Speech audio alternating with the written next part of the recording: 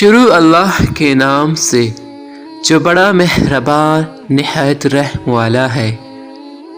ہجرت کے چھٹے سال میں حضرت صلی اللہ علیہ وسلم نے صحابہ کرام کے ساتھ عمرہ کا ارادہ کر کے مکہ کی طرف کوچ کیا۔ حدیبیہ کے علاقہ میں ایک کنویں پر ڈیرا ڈالا۔ اس کنویں میں پانی کم تھا، تھوڑا سا پانی کھینچنے کے بعد ختم ہو گیا۔ لوگ تشنگی و پیاس کی شکایت لے کر آپ صلی اللہ علیہ وسلم کے پاس آئے۔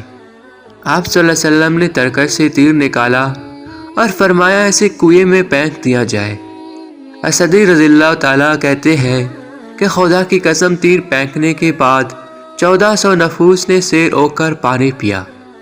صحیح بخاری کی روایت میں درج ہے کہ مقام حدیبیہ میں لوگوں نے پیاس کی شدت اور پانی کی شکایت کی۔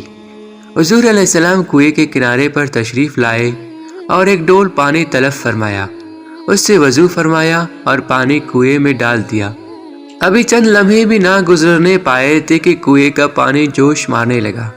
تمام صحابہ کرام سیراب ہوئے اور تمام مویشیوں نے بھی خوب پانی پیا۔